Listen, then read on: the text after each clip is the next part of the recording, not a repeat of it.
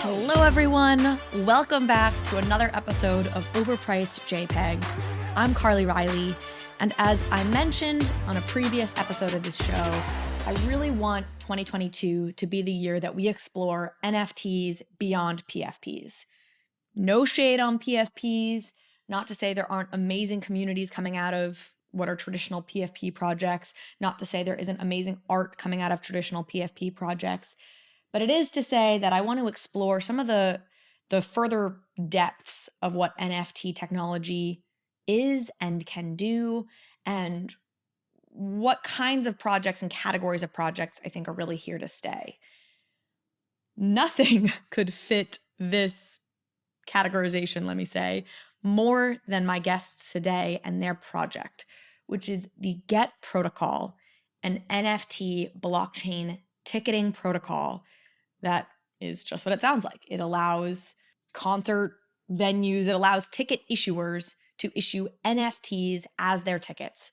I've been talking about this for quite a while. I think this is one of the, if not the biggest way that NFTs ultimately end up going mainstream. So I was so excited to get to talk to Colby and Olivier Biggs, who comprise the marketing team at Get Protocol, and really dig into how their product works. They have a couple of different products. We break it down, what their technology is, how they're thinking about it, what the obstacles are for this to really become mainstream. And I hope you find it as interesting and really exciting as I do. I will say, of course, not financial advice, do your own research, but by the end of this episode, I was very bullish on the Get token. So I would say if you're looking for potential investments around every corner, I would say listen to this whole episode and decide for yourself by the end if you think it's worth maybe buying some Get tokens. Again, seriously, please, please, please, not financial advice. Do your own research. I'm just telling you that I ended this podcast and this conversation quite bullish. I think many of you will as well. And with that, I want to say thank you so much to the team who edits this show. My mom has been calling me out for not saying thank you enough. She's right. I mean, I usually say like some kind of casual thing, I think, but thank you so much to Dave, to Luke, to Matt, all of you at Bankless, Michael, who make all of this possible. Really, really grateful to you all. And with that, a word from our sponsors. Polygon is Ethereum's largest and most vibrant scaling solution to date. With millions of monthly users and all of the biggest DeFi apps, the Polygon ecosystem has turned into a blossoming metropolis of DeFi activity. Transactions on Polygon are quick and cheap, allowing users the freedom to achieve their DeFi goals, all while being economically anchored to Ethereum. But Polygon isn't just the proof-of-stake sidechain. The Polygon team is building a suite of scaling solutions, including Polygon Hermes, Maiden, Nightfall, and Zero, all with different design choices in order to be optimized for all possible crypto use cases. If you're a developer who wants to build on the Polygon ecosystem, go to the link in the show notes to check out their fantastic documentation.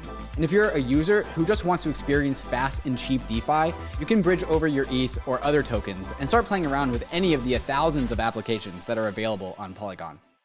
Unstoppable Domains is the #1 provider of NFT domains. With domains ending in .crypto, .x, or .nft, Unstoppable Domains lets you replace your long, complex wallet address with a human-readable address. Using Unstoppable, you can verify the ownership over your NFTs, log into Web3 apps, and join tens of thousands of people using them as their Twitter usernames. With Unstoppable Domains, you can have all of your crypto addresses registered to one single domain. So it doesn't matter where crypto payments are coming from or where they're going. By registering all of your crypto addresses to your Unstoppable domain, all of that is taken care of in the back end. Better yet, with Unstoppable Domains, you don't have to worry about gas costs or renewal fees because you own it. Buy your domain and you can show it off as your new Twitter username. So you can get your name for as low as $5 at unstoppabledomains.com. Hello, everyone. I'm very excited to introduce Colby and Olivier Biggs, the marketing team at Get Protocol, who are trying to lead the way on NFT and blockchain ticketing. Anybody who has listened to this show with any regularity knows that I think tickets are really the way that NFTs go mainstream. So this is a conversation I'm very excited for, very eager to get into to understand better what Get is doing and what this really all looks like for the future of NFTs and tickets. So thank you both so much for being here. Welcome to Overpriced JPEGs. Thanks so much. Thanks. Great to be here. Yeah, thanks for having us on, Colby. No prob. So let's start with just each of your backgrounds kind of briefly, and then we'll get into awesome work you guys are doing. Go ahead, Oliver. Kick it off. All right, I'll do it. So I come from a little bit of a commercial background. So I used to work at an advertising agency. Did that for about 4 or 5 years, creating concepts and strategies and copywriting. And before that, I was into screenwriting. That's actually my educational background. So all over the place. And during my time at the advertising agency, I got kind of red pilled into the potential of crypto. At that time, it was like 2016, 2017, and that's when I got interested into it. And now I actually ended up at Get Protocol eventually. From screenwriting to blockchain, not your typical story. Yeah, I know. Colby, how about you? Yeah, so I actually got into crypto in 2016. I was working at an IT company called CGI, and I remember it was actually an Ethereum podcast. It was a negative Ethereum podcast. It was basically after the DAO hack, and there was kind of this debate. What was like, is this going to be a prevalent thing? And I kind of got hooked from that. I ended up researching it, made some connections in the space. I kind of loved the idea that this was a global technology, and got in from there and discovered Get in mid 2017. Was always interested really in trying to bring blockchain into like a real world usage kind of case. And at the time where there were a lot of ICOs kind of promising lots of transactions per second, I was kind of interested in how fundamental Get Protocol was, and the team quite down to earth. So that's how I got into it. And I've been on the Get Protocol team now since March 2021. And it's gone from there, really. So I want to talk about Get, but I want you to help make a distinction for the audience perhaps first, which is there's Get Protocol, and then there's something called Guts tickets, which if I'm not mistaken, Guts is really what came first. Is that correct? So tell folks what these each are and how they relate to one another. Yeah, so there was a bit of an ethos there where essentially it was 2016, blockchain was a very low to the ground thing. I mean, if you brought it to the events industry, for example, not many people knew about it. So what we wanted to do was really showcase it and bring the benefits to people. So we basically set up Guts tickets. And it's essentially a showcase of the protocol, but it's also a ticketing company. So since 2016, it's done like over 500,000 tickets for a bunch of different events. And it's basically used in the Netherlands, but also have done worldwide events. And it's about bringing the benefits of blockchain and creating a package that's then used for events around the world. So Guts Tickets is a ticketing company. Would you say like Ticketmaster? Would that be a comparable? Similar idea. Yeah. So Guts Tickets is several things. It's also kind of our proving ground. Of course, we had a lot of philosophy in mind in terms of what's the potential of applying blockchain to the ticketing industry. This goes back to our origin story a little bit. Okay, what are the problems in the industry? One of the major ones is lack of transparency and this huge black box nature of ticketing where there's immense distrust between all the actors involved. So promoters don't trust the artists don't trust the venue. Everyone doesn't really trust each other, which is of course terrible.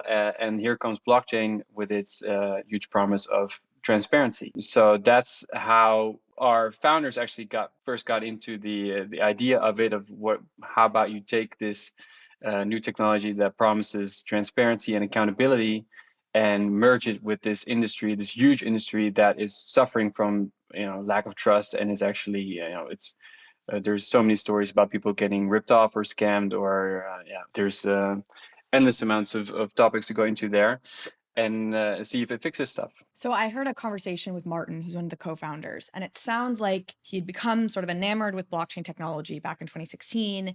Then he heard this radio show or this documentary on the radio or something talking about how you had this problem in the ticketing industry where you would have scalpers buy up tickets and then resell one ticket to multiple different people to make a bunch of money. And so you would have people showing up for a concert being turned away because it turned out they'd been double sold a ticket.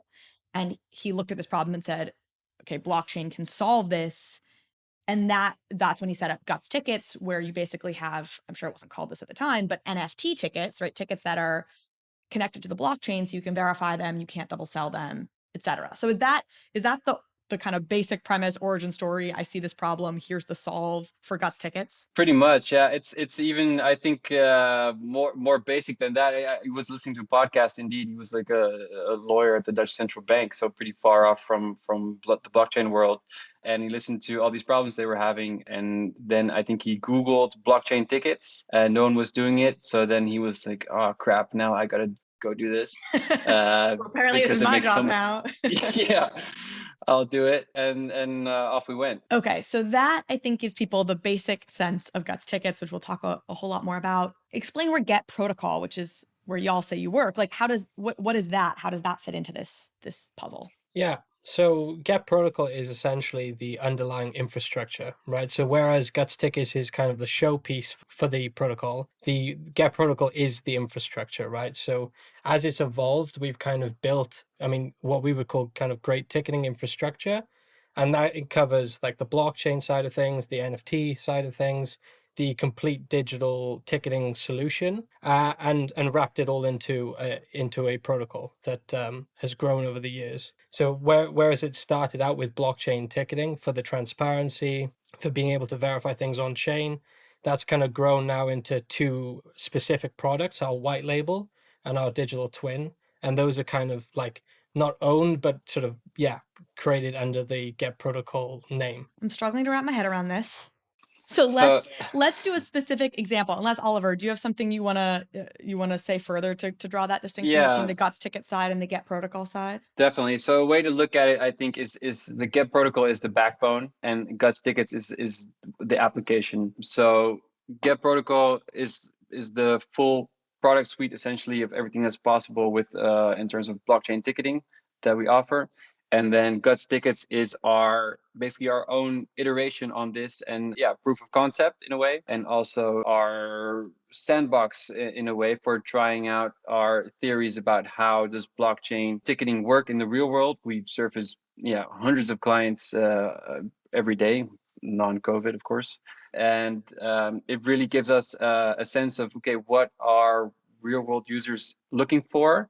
And how do we translate the innovation that we have in our mind and that we find by applying the latest NFT tech or whatsoever to real world users at the end of the day? Let's do this, which I think would be helpful, because I'm trying to understand, like, do you have clients that use Guts tickets and not the protocol, or is that's an impossibility is my sense, or you're nodding as if that's true. So let's do this. Walk me through, give me a real world scenario of how this works. Let's start from the client perspective. So my understanding is your clients are musical artists or comedians. I think the first big client y'all had was a famous comedian in the Netherlands, is that right? Yeah. So tell me how it works if I'm going to put on a concert. Walk me through what this would look like. Yeah.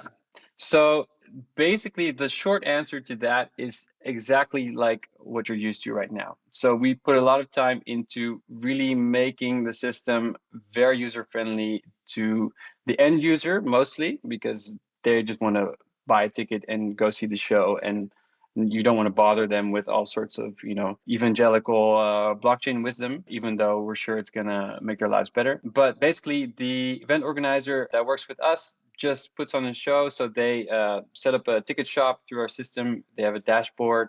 They set up a shop, fill in the ticket types that they want to sell. They embed their ticket shop onto their website. They share that link through their socials, and they have a ticket sale going. Nothing more complex than that. And what happens under the hood is that as soon as a ticket is sold, it is registered on chain. So this was one of our first big challenges in creating transparency within the ticketing flow, is we wanted to have all our tickets on chain. Now there's a big learning curve there, because initially we registered every ticket transaction directly on chain. I wouldn't recommend doing that. It costs a lot of money, and especially in 2017, we had a famous incident around one of our first big clients. We had a first really big sale, and I believe it was around the CryptoKitty time. So the same time as this big sale, the ETH chain was pretty congested, which led to us having to wait 4 days for all these tickets to be registered on chain.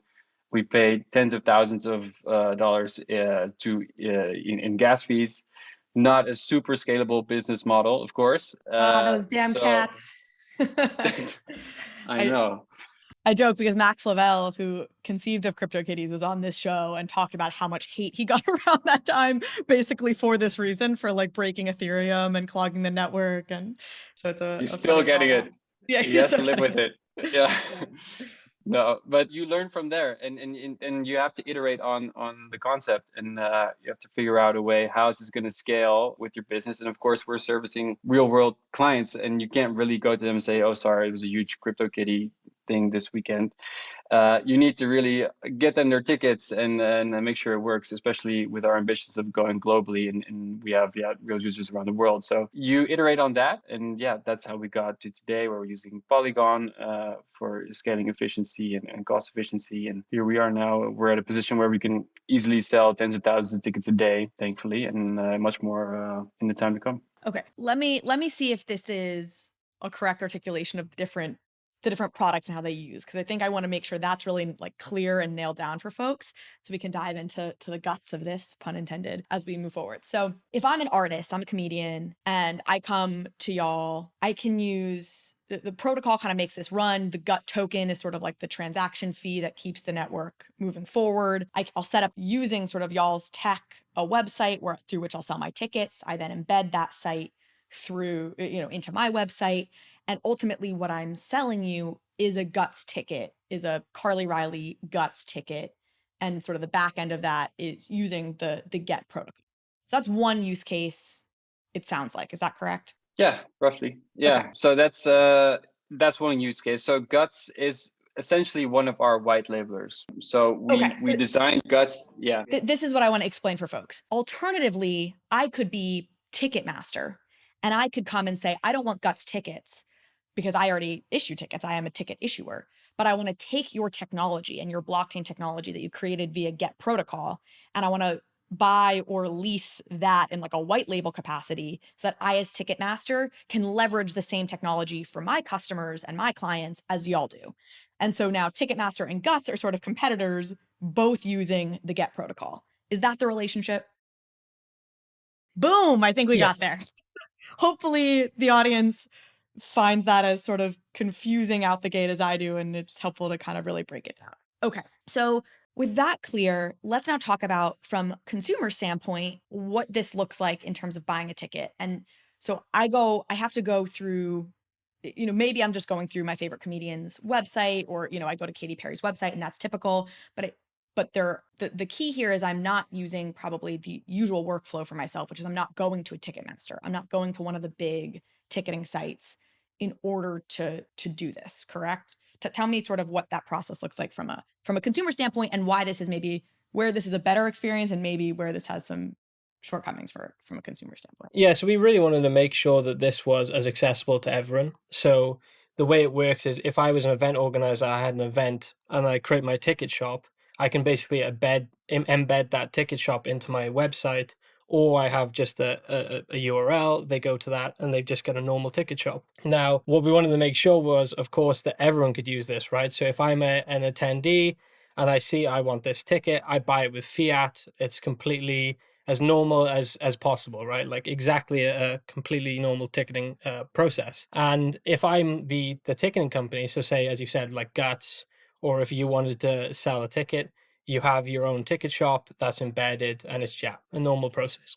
Okay. But so this is different, obviously, because the ticket I'm buying now is an NFT. Let's talk about like reselling these tickets and talking about, how this sort of works. So I go onto my ticket shop, I buy it, I can use fiat. Now, where does my NFT ticket live? Now that I've bought this thing that's a ticket, but it's not the usual ticket I'm used to. That's a PDF that shows up in my inbox. Yeah, so this is actually, it's mobile application, right? So at this point in time in the ticketing process, the NFT ticket is kind of the underlying technology. But as a buyer, all I see really is a ticket on a mobile application. So they go on, they buy their ticket, they basically download, say, the Guts ticket app, they have their ticket, and it just looks like a completely normal mobile ticket. But this is a bespoke app that I have to have downloaded as part of this process.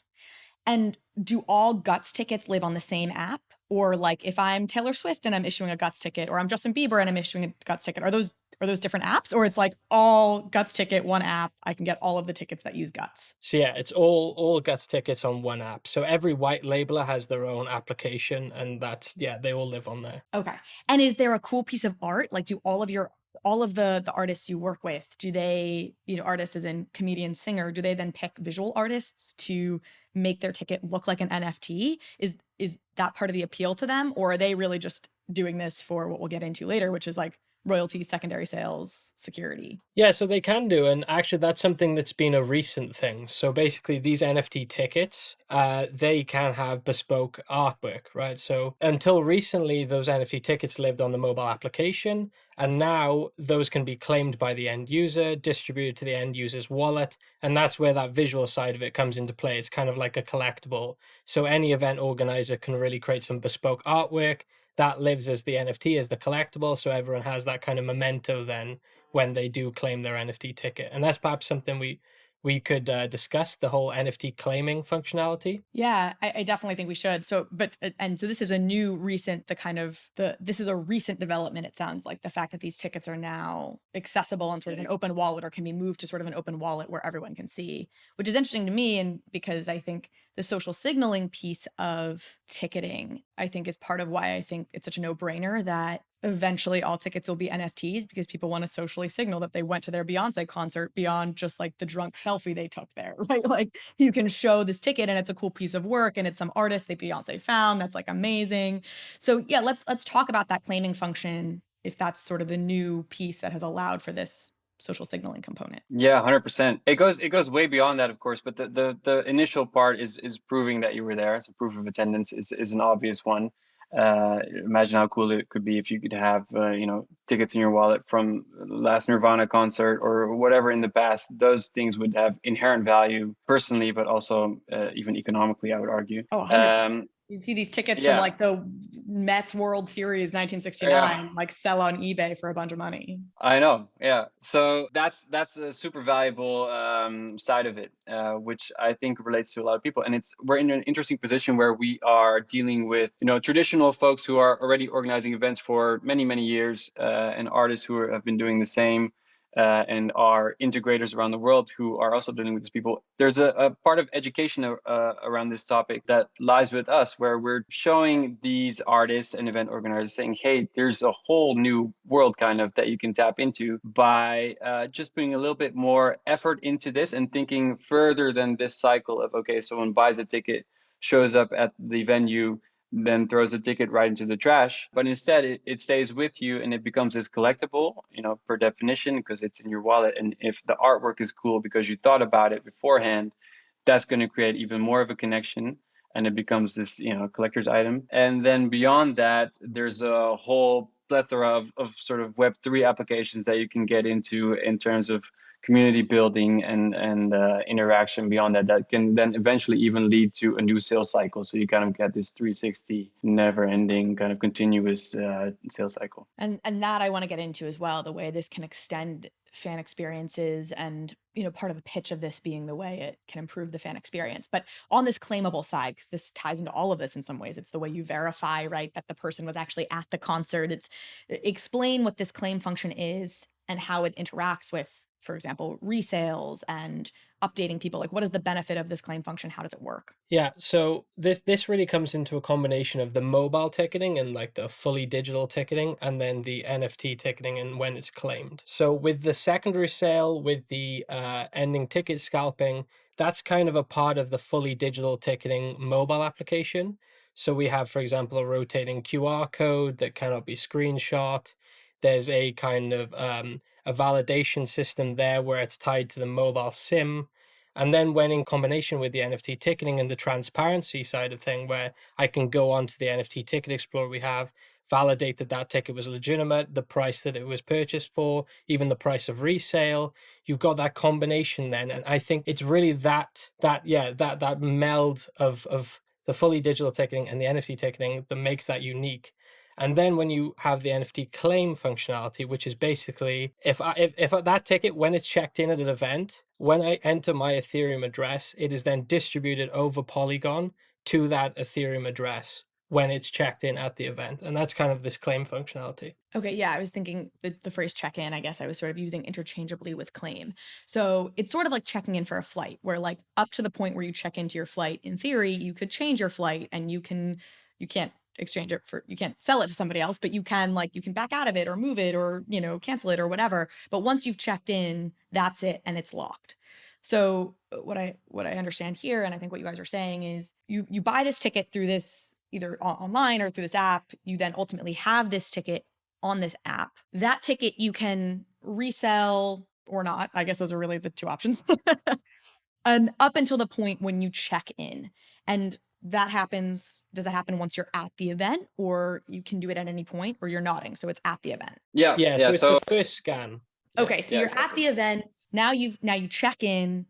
And so now that's locked. You can no longer resell that ticket. And what's great for an event organizer, it sounds like, is now they have proof positive, like who it exactly was who attended their event. You have their phone number or their email address. And it's not like in other ticketing scenarios where maybe I bought it, but I then sold it to you, Oliver, and you went to the concert and the event organizer has no idea that it wasn't actually me who attended and has no way to kind of track who was actually at their show. Is that true? Is that part of this benefit? 100%. Yeah, 100%. And outside of also having their phone number and the email address, you have their ETH wallet now. So you can go into all sorts of like loyalty rewards and all sorts of exciting engagement stuff that never before was possible. So we really see that collecting of that ETH wallet as like a new way of collecting an email address as well, where this is a new way to reward like your biggest fans and with all sorts of new Web3 goodies essentially. What are some of the coolest like goodies you've seen some of the folks you've worked with issue to their fans? Yeah, so this is a big one where we're spending a lot of time on like in terms of education. Like I just said, like we're really showing people like this goes far and beyond what you're used to. And so that's basically really not that much cool has happened yet, but that's part of your jobs is to get people to start doing cool things. Yeah. So we're part of like some people already get it. Like some people come from the NFT space. Like we have some people who are using their NFT tickets to a previous event. It was actually a metaverse event that then is used as a mint pass for I think it's a game in the future. So that's super awesome. Like we love that stuff. And then we're also in the meantime explaining to the bigger artists like, okay, you can create a private Discord for like anyone that's attended your events here, and they have to prove that they had a ticket to the show. And you can do like one-on-one interactions with your actual fans. That you can like show some unique content there, or preview a song in that environment. So we're talking to a bunch of artists about this, and it's cool to see. Most of the younger artists are very receptive to it and see the added value. The boomers takes a little bit of sway, but we'll get there. Let's do a crisp run through in y'all's opinion. What are like the 3 or 4 big reasons to go with NFT blockchain ticketing over traditional ticketing? Or 5 reasons, whatever you think it is, but like boom, boom, boom, here they are. Here's the pitch we give somebody if we're really laying it all out for them. Yeah, sure thing. So I would first of all say the transparency of knowing exactly these are the tickets I've issued, these are the ticket prices, everyone can look, everyone can verify. That's one of the biggest ones. The second one I think is honestly unlocking Web3. It's like we say Get Protocol is kind of the bridge to Web3. And it's about using your NFT tickets as a self-sovereign community building tool, right? Like any NFT ticket I issue now brings someone closer to me. So any fan that has that NFT ticket has a link to me. I can then reward them. I can foster that community that doesn't live on one specific social media platform. It lives in the Web3 world, and whatever I, as an artist or event organizer, want to plug into, those people who have those NFT tickets now have access to that. And I think that's a massive point really that we want to sort of showcase, especially in 2022, all these benefits. And I think the third is like no ticket scalping, right? Like that's a massive one. Like, why are we in an age with all of this technology still allowing third-party platforms that have not really put in the effort and haven't built that community to profit from it? And that's something that we've been able to eradicate with the fully digital ticketing. So yeah, those would be my top 3. So I want to push on the scalping piece of this, because when I think of what scalping is, I think of it as somebody buys tickets and then in my head, it's somebody who's like at the stadium, like reselling them, right? Like I think about going to use the Mets example again, Mets games with my dad as a kid, and we'd be like, oh, we're just going to like scalp tickets or whatever, right? And they're always way overpriced, but you're at the stadium and you're buying them for whatever you can get them for from people who are selling them there. And to me, that you guys say eradicating scalping, but that, and maybe I'm misunderstanding technically what scalping is, I don't necessarily have a problem with that. To me, the flaw in that is that the artist or the sports team or whoever like isn't the one that doesn't get a cut of that resale. So it seems like it's not the elimination of scalping, again, unless I'm misinterpreting what scalping means. It's the lack of, I guess, transparency or the inability for the original artist to see any of those gains on the resale side. Is that true, or how do you guys see that? Yeah, similar. Yeah. So it's basically you can see scalping as like tickets being taken out of the ecosystem of people adding value, right? So there was one of our biggest proponents initially really clicked. We pitched the idea to him and he really became a huge ambassador. There's like a huge comedian in the Netherlands because people were coming up to him on the streets. He's really like a man of the people. He's like open to anyone. After every show, he stays. He goes into the lobby and he stays and takes selfie with everyone until they're gone. And he was having issues where people would come up to him in the streets and say, "Hey, I really want to go to your show, but why is it $80 for a ticket?" And he'd say, "It's not $80, it's $20." Consciously like suppress the price, and they're saying, "No, it's 80, but I paid 80." So he was getting a lot of backlash on this because people weren't able to differentiate basically the pricing that they were getting on a third-party site, and they were seeing it as coming directly from him. So that's a very clear instance of something that's troubling the artist, not just monetary and not just about missing out on funds, which is very valid, and I think that's what makes it click for a lot of people because they look at the bottom line. But there's also an image thing that comes into play there where they just want to take care of their fans and they put a lot of effort into it. And then if someone comes in and buys up a bulk of the tickets and kind of extracts them from it, from the ecosystem and puts them up for 5 times the original price, that kind of ruins it for a lot of people. And a lot of people aren't able to pay the money anymore. And you kind of, get a different audience, and that's not what they want to do. So that side of it, I think, is kind of maybe a little less sexy because it's not about like insane. Oh, it's definitely sexier. pricing. I was being the crappy capitalist, like, where's the money? And you guys were like, well, it's also about like being more inclusive and making sure that everybody can come to the show. Yeah. And that's a valid thing that we also had to learn along the way. Like this was a big problem for him just on a daily basis. So that's what he was doing it for, not just money, because he's got enough money. That's not the issue. And so and one of the features y'all allow for in your platform is that the artist then, or the principal, gets to set maximum resale values. So resales are allowed, and I'm assuming that the original artist can take a cut of those resales, but they can also say you can't sell it for more than the base price of $20, or you can't sell it for more than 2x the original price. They have those kinds of price controls. Is that part of how this has been handled? Yeah. And that like as a platform, like for Guts, because Guts started in 2016, like way back, that's like a crypto dinosaur age. But for them, we really focused on scalping because that was the problem to solve. And we did that by creating a closed loop and adding all those features and making it really, UX friendly. But in terms of Get Protocol, of course, now we're offering this suite of products, and like people can integrate and apply it to their local markets. Like we've got teams in the US, in the UK, we had an integrator in South Korea. They might have different market situations or different plans for it. And I mean, it's definitely not like it has to be within a certain bandwidth. If they say we're fully okay with resale, go for it.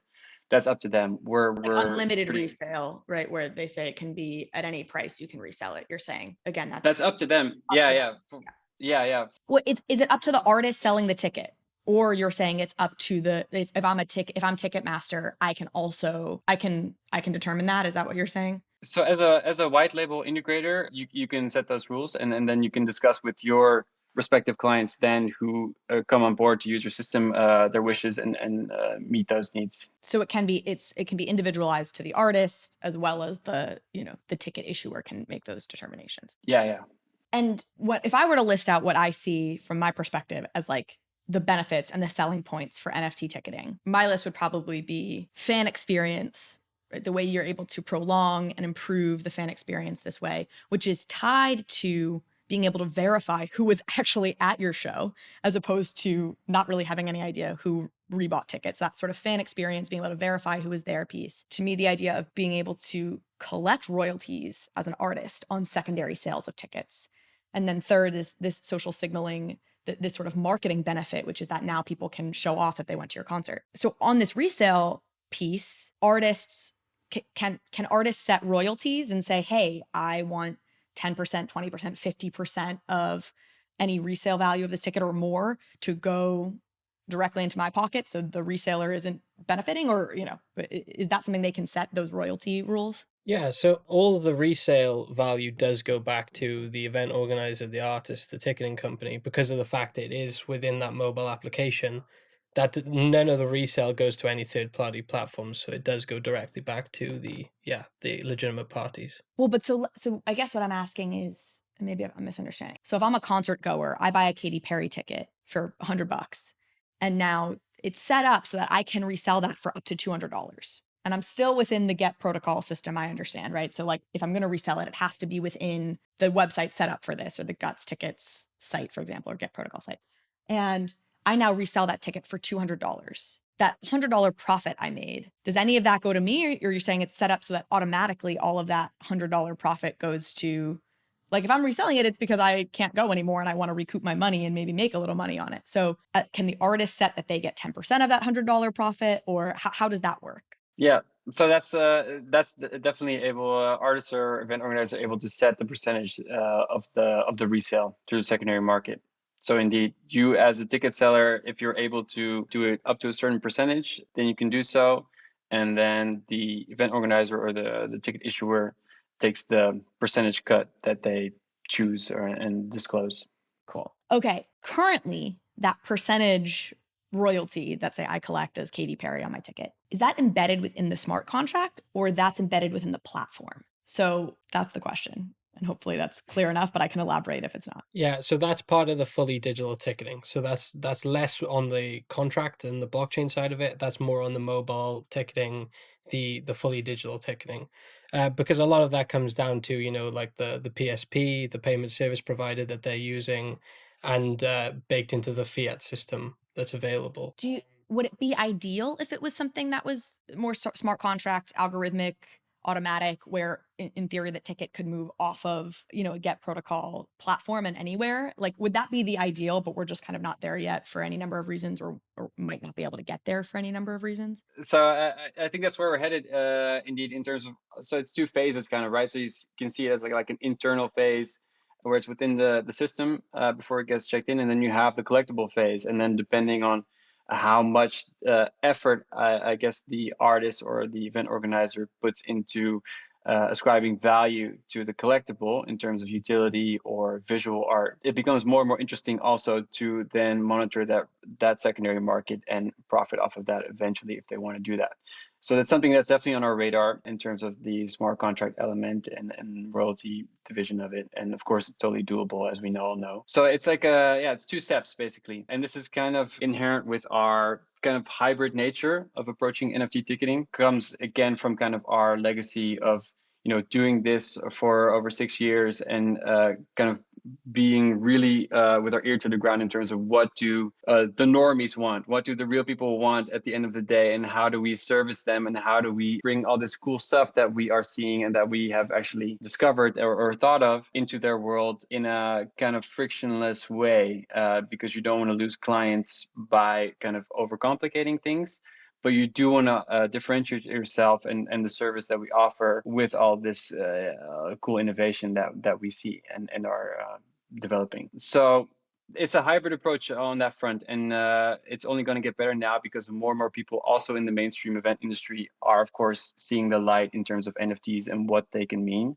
Initially, that'll lie heavily on the collectible nature of it. But as kind of Web3 grows, and as you can see, as we can kind of excavate some more really cool use cases for it in terms of interaction, engagement, and sort of rewards, I guess, is definitely going to keep moving in that direction. And those use cases will grow and will become more mainstream, no doubt. Where do you all primarily operate right now? Like, are you international, but mostly in Europe? Where are your clients? Where do you tend to operate? Yeah, so it's honestly global, and that's something that 2021, that was the mission, right? Scaling it globally, making sure the underlying infrastructure was available to handle a high throughput of tickets from across the globe by a number of integrators, by a number of people buying tickets.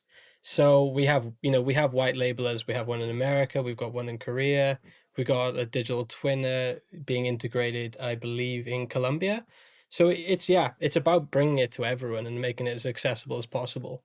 Axie Infinity is a game universe filled with cute, fascinating little creatures called Axies that players can collect as pets. Players aim to battle, breed, collect, raise, and build kingdoms for their Axies. There are and will be many varied gaming experiences for Axies, many of them having players compete with each other using complex strategies and tactics to attain top rankings or be rewarded with coveted resources. Others will have them complete quests, defeat bosses, and unlock in-depth storylines. There are countless unique Axies that players can collect with varying body parts and experiences.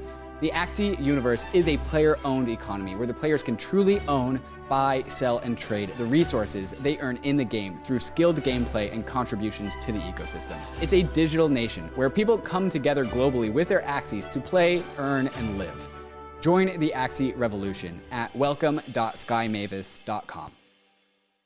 Everyone is talking about the metaverse these days, and we're all still trying to figure out what it actually is, because everyone is looking for how to get exposure to it. That is why a metaverse index fund is so important, because in such a young market, an index can give you broad exposure to all the various players who are building out all these digital worlds that will ultimately become the metaverse. And that's why you should check out the Metaverse Index from the Index Co-op. The Metaverse Index gives you simple, easy, and safe one-click exposure to the emerging open metaverse trend. The MVI Index contains some of the biggest metaverse projects out there, including Axie Infinity, Decentraland, Illuvium, and more. So join thousands of holders who have already trusted nearly $50 million to the MVI Index. And if you buy $500 of MVI on the Dharma app, you can receive $50 worth of ETH on the Polygon network. There's a link in the show notes for you to click so you can get started on your journey into the metaverse. What are the biggest obstacles? Like, this is such a no-brainer to me. And again, I laid out the 3 big benefits I see, but I think a 4th, which we can dive into, is the ability to automatically update things about the event to people in a way that you can't currently, because again, you don't know technically who holds the ticket anymore once, somebody resells it.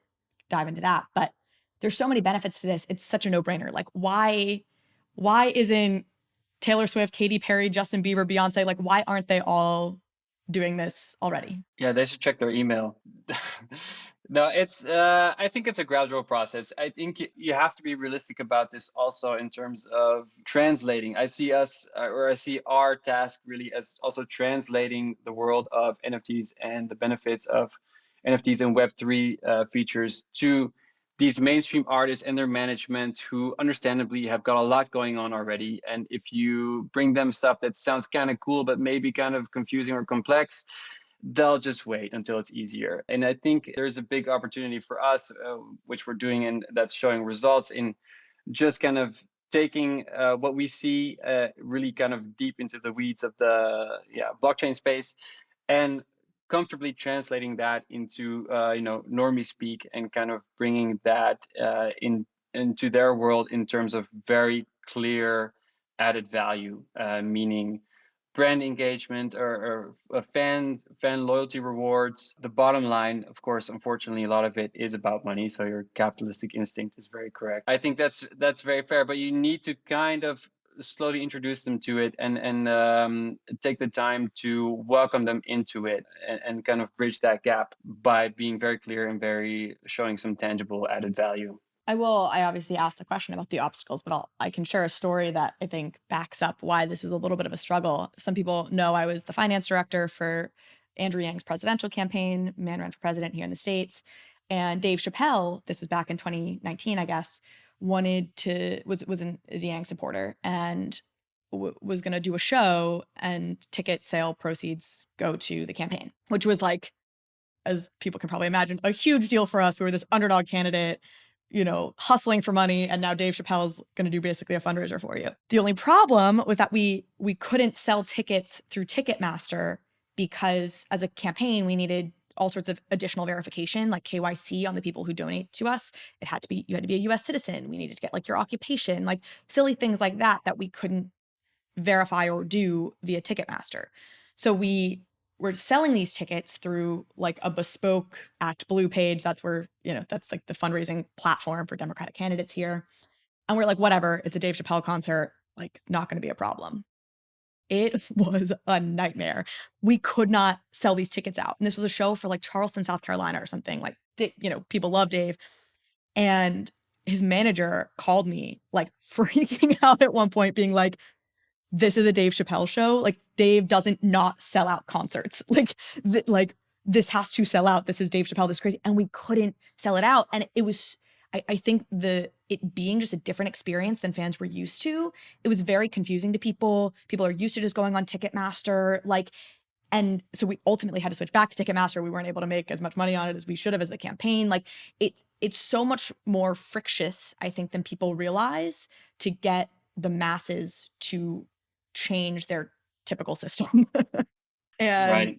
I guess I'm curious, sort of off of that story, because it sounds like the experience you're giving to the concert goer or to the fan does mirror a Ticketmaster experience. It's fiat. You're not asking them their occupation in order to buy. You don't have to verify that they're a US citizen. You don't have to do those sort of extraneous steps that we had to do. But have you found that ticket buyers have hesitations here? Or is it only in your all's case really the musician or star themselves who's hesitant to switch up their systems? Yeah, so no, it's really, we spent a lot of time on making sure that the UX is totally user friendly. Like we started out like in the beginning, it was a lot of Dutch theater folks who are like 60 plus, just definition boomer folks who are going to have a tough time if you complicate stuff for them. So we really thought, all right, this is a great benchmark to set. These people need to get in the door, and like we averaged about a transaction time of like 40 seconds early on, just getting through buying a ticket. So it's not on that side for sure. It's really on the event organizer side, and it's not that huge of a blocker, I would say. It's just a matter of time. So it's also in terms of like a lot of ticketing deals are set for a certain amount of years. So especially in the bigger venues or sports teams, they have deals for 5+ years sometimes. So that's just going to take some time to decouple and then kind of seize that opportunity. In terms of the creator, because that's really who we're speaking to the most, I think that it makes the most sense to them directly. So we've had several instances where once we speak to the actual creator themselves, the artist, they see the value in having the direct connection with the fan. They're able to like text their ticket holders directly. It's 100% sure these people are holding their tickets currently on their mobile phone. That makes sense to them. They want that. That's when they start thinking about the possibilities. And then when you compound that with like the collectible potential in terms of just like extending basically the connection to these fans beyond them buying a ticket and showing up to the show and then losing them afterwards, because like you said before, in traditional tickets you don't even know who shows up actually, because it could have been resold 8 times and the email address that you got from the initial buyer is in no way relevant at that point. So if you want to change venue, if you want to do any type of after sale or follow up, it's impossible. And with the system, it's not. So those tangible benefits are really what's going to make the difference. And so through our white labeling, we've got the Dutch market kind of knows about us, and they're annoyed about us. Like, here come the blockchain guys who know everything better and are changing the world. And yeah, it's happening that way, and it's going actually super well in Holland. And now our integrators across the globe are doing the same thing in their respective markets. So the US is next. We've got a really great integrator with like Relic Tickets is coming up, and it's going to take kind of slightly different approaches in different markets, because no country's the same and no market's the same. But it's just a matter of time, honestly. The benefits are there. It's just a matter of tweaking it for every user in every market. Yeah, in a couple of years, it'll be everywhere. So y'all were the first to really do this. Like Get Protocol or Guts Tickets was like, as far as I can see, sort of like the first NFT blockchain ticketer.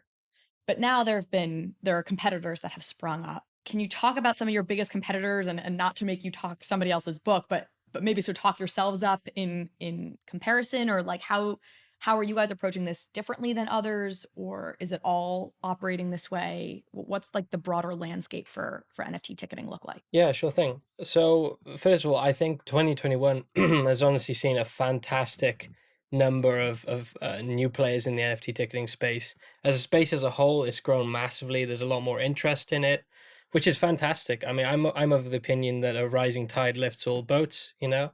And what we're really interested in is it comes back to accessibility, right? It's like everyone should be able to use this. Everyone should be able to benefit from it. We don't want to put the complexity on the attendee, right? So you want to keep the complexity under the hood. I think there are some NFT ticket projects that have gone for more of the bespoke route, where it's like you do need a MetaMask wallet to start with. It will, be Web3 from the beginning, which I think is cool. I think is cool. It's a bit different from our ethos, which is like, if my mum wants to attend an event, I want my mum to be able to attend an event and not have to, ask a bazillion questions and be really confused about it. But yeah, I think it's a really promising space in general, and I think it's going to benefit as more and more people understand the benefits of NFTs and the access into Web3. And that's what we're seeing now, so which is great. On the scaling side of things, I mean, obviously we use Polygon, and we've done that for a number of reasons, like be it the throughput rate of how many NFT tickets, if there's like a massive sell on one day, can it handle, say, 100,000 mints, can it handle like a consequent like rising of protocol usage? Is it EVM compatible? Are there like a bunch of different highly established projects already on there? That's kind of why we chose Polygon, and that's really worked out well for us, I'd say. So it is the scaling side of things, I think, that sets like Get Protocol apart from other NFT ticketing projects. So the Ethereum address that's interesting, the idea that a lot of these other companies are going the route of starting with MetaMask. But we talked about earlier how one of the benefits here is that as a ticket issuer, you do have people's Ethereum addresses for follow-up afterwards. So it sounds like you do ultimately need to input an address or have an ETH address. It just doesn't come at that first stage where you buy with fiat. Is that the way it goes, or how do you reconcile that? Yeah, so exactly. It's everyone should be able to attend the event. If people want to access the Web3, that's the optionality there, right? So it's like, if I've checked in my ticket, I've then got the option of, do I want to claim that NFT ticket? Do I want that distributed to my address and then to access that Web3? So that's when the user enters their Ethereum address, the NFT ticket is distributed. That's kind of the Web3 angle. And then we've kind of got that Web2 front that anyone can use.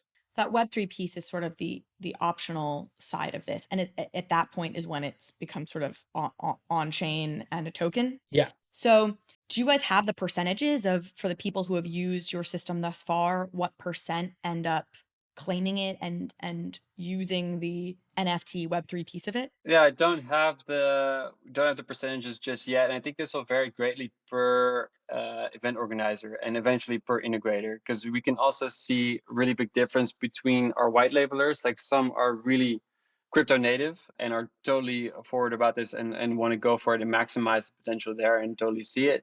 Then we have some kind of traditional ticketeers who just want to improve on their UX and ticketing service and focus on that part, and not so much just yet on the NFT extras. And so you'll see a great discrepancy there, I think, initially between the claims between those two. And the same goes per event organizer. And it also really depends on how much effort they put into it and how much added value they insert into the NFT kind of before it goes on sale, essentially, and what type of utility and art they are ascribing to it. So no numbers just yet, but it's going to be really oscillating for a while in terms of like, okay, this artist has 80%, this one has maybe 2%. And then as we also as a company kind of are able to publicly show these use cases for what it adds and how we can actually include this within ticket sales, I think we'll start to see it grow more and more across the board. You guys mentioned when we talked before this that the ultimate goal here is for this to be a DAO and sort of DAO owned and run. Can you explain why you think that, what that would actually look like, between now and there? What is the evolution that's making that possible? Yeah. So this is the long-term goal of the protocol, right? So it's full DAO governance. And the users of the DAO would be like the ticketing integrator, the event organizer, the artist, a Get community member. So it's aligning all of those people to run the protocol as a DAO. And we are slowly transitioning towards a DAO. For example, last year we have the on-chain tokenomics. We've got the NFT tickets, which are fully transparent and on-chain as well. So it's building that infrastructure up so that everything is transparent and accessible on-chain. And now it's the case of over the years, and we think it's probably like, it's a 5 to 10 year long-term transition, but it is giving more ownership and governance to the integrators and to the parties using the protocol. And is the reason to delay that the reason that you've described for all of these obstacles, which is simply education, and that it's the people you're working with aren't necessarily NFT and blockchain native from the get, so giving them power to vote here on things they don't understand wouldn't be productive? Is that what the delay is about, or are there other reasons to take that long timeline? Yeah, so I think education is a big part of it. I also think it's because you've got so many complex business deals that are existing in the events industry. That's another big part of it. And, when you're trying to educate people on the blockchain and NFT ticket side of things, if you all of a sudden throw in, and hang on a second, when you integrate, then, you need to figure out what kind of fee structures there are straight from the get-go. It's a bit too much complexity. So I think it is the case of breaking it down, making it more accessible, aligning all of the integrators. I think that's another big part, the alignment around it. So yeah, that's why we kind of think it is a long-term transition. And tell me about how y'all do monetize this as of right now. Yeah, sure. So we have the Get token. So the Get token can kind of be thought of as the fuel and accounting system. Every single ticket that is sold and issued through the protocol is fueled by Get. The benefit of this, of course, is the fact that it is a transparent on-chain tokenomic structure, which gives a clear and concise pricing. It's also accountability. And the benefit is, because it's global ticketing, you don't need to then worry about having the payment systems be through fiat for a ticketing company. Instead, it can be all on-chain. So whereas maybe you may have like some smaller countries and the PSPs would be a bit of a nightmare to integrate, you can actually like top up the Get, fuel the tickets, done all on the blockchain. And so maybe to break that down for folks, Get is the fuel that allows transactions to go through when you issue somebody a ticket, you sell a ticket, all of that is fueled via this Get token. Anybody who's listening to the show is probably relatively familiar with how this all works. You've used ETH as your fuel before, any number of other tokens. And that Get needs to be purchased essentially by the ticket issuers, who are fully responsible for paying the Get gas fees, essentially, anytime there are interactions on the network.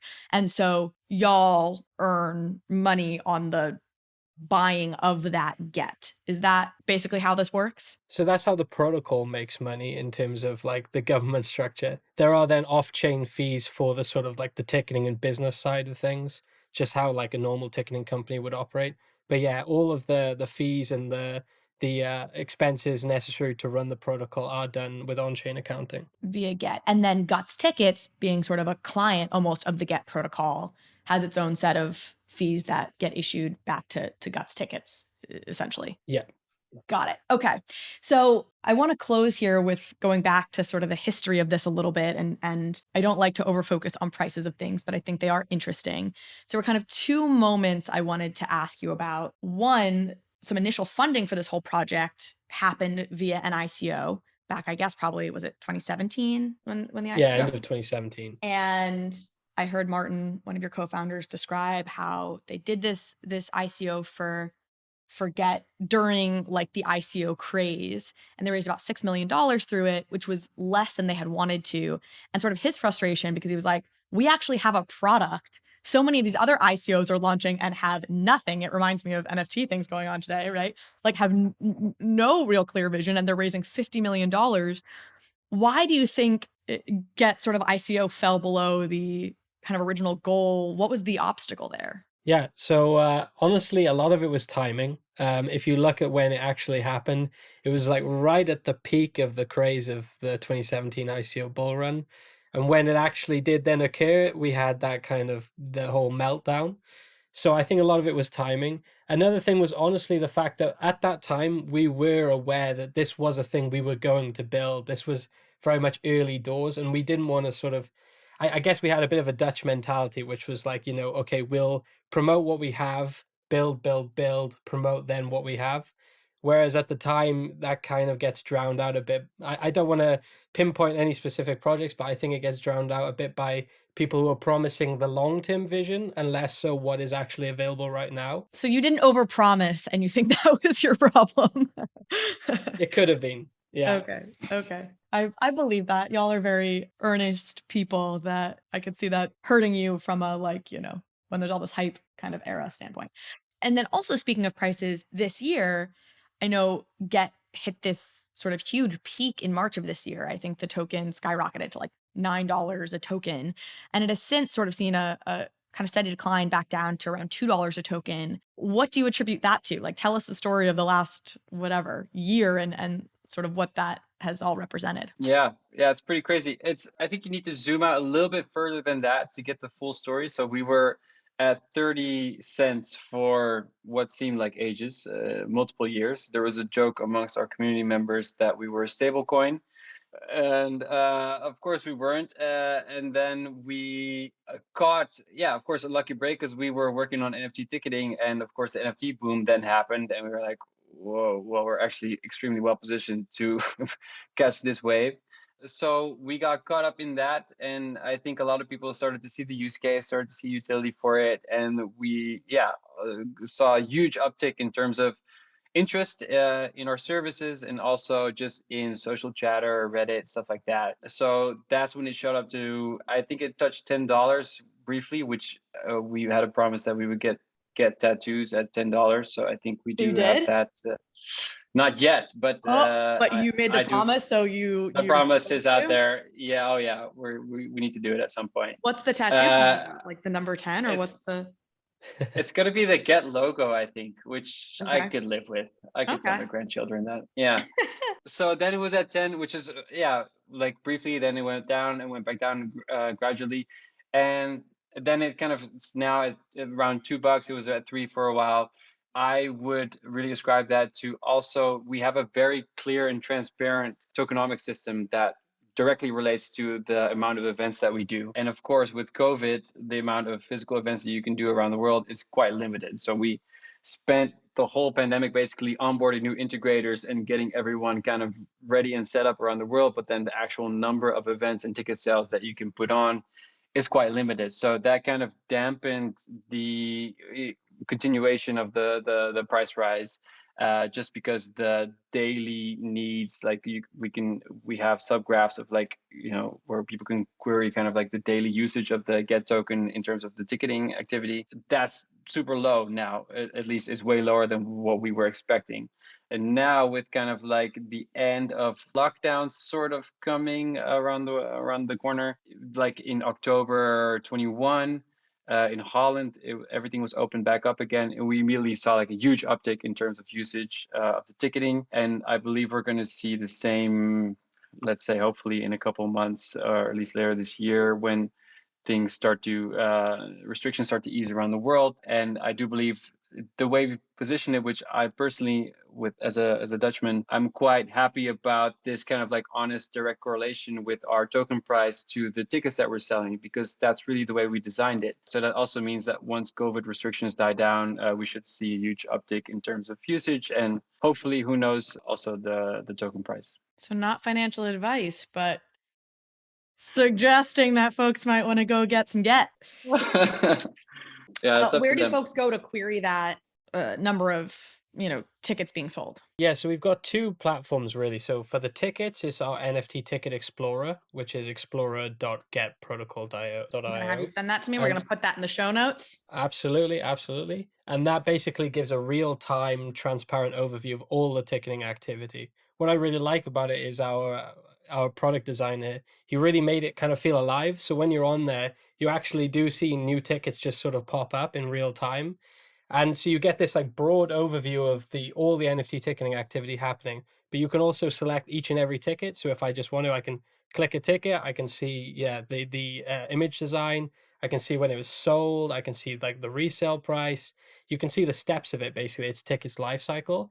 And the nice thing is then that also gives a link to the blockchain. So if I want to get the technical background, I click the blockchain link, I've got Polygon scan up, then I can really dive into it.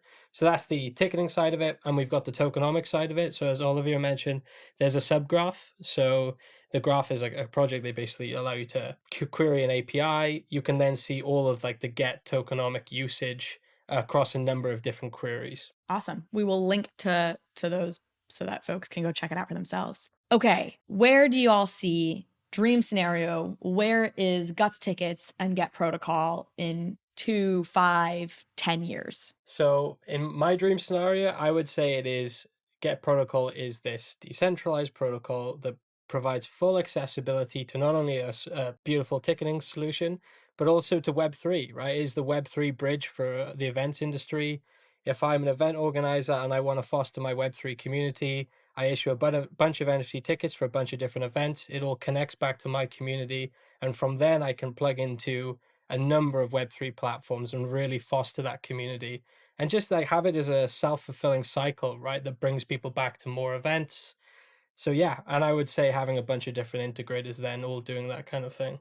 How many years away are we from that? I said 2, 5, or 10. What are you putting your money on? Where are you putting your smart Get tokens on? I'm saying 2, honestly, because I think the functionality is there. It's now making it super frictionless, super seamless. That's kind of the onus. And I don't think we're too far away from it. Oliver, what's your bet? How far away? Yeah, I'd definitely go with 2. I think we spent the last year kind of getting us ready for scaling and really making sure that we can offer these services at a massive level, which is a bigger task than it might seem from the outside, because you have to deal with a lot of real world stuff and demands, and reliability is the biggest one. So I think we're ready for it. I think within 2 years, we're going to have some real kick-ass integrators on the books, and we're going to see all sorts of real mainstream integrations and usage of the tech, because everyone sees it, the benefits are there, so it's kind of time to put it in practice and really see how far this horse can run. And how far away are we from all tickets every time anybody, sports, music, etc., issues a ticket, it is an NFT? I'd say 5 years on that one, when people are fully, like when there are a lot of different non-custodial, custodial solutions, a fully scalable blockchain that's maybe an L2 rollup, for example. I would say 5 years. Yeah. I always agree with Colby, so it doesn't change here. Hell yeah. 5 years. 5 years makes sense. Yeah, for sure. Agreed. Well, thank you both so much. I really appreciate you joining me today. This is awesome. I'm so excited. Like I said it at the beginning of the show, I'm so bullish on NFT ticketing, and it was so great for both of you to walk us through all this, and really taking it step by step with me. I know I have a lot of tell me exactly how this works types questions, so I appreciate y'all, and can't wait to have you back on in a couple of years and see where we are. Happy to do it. Thanks a bunch thanks for so having much. us, Colby. Yeah, thank you.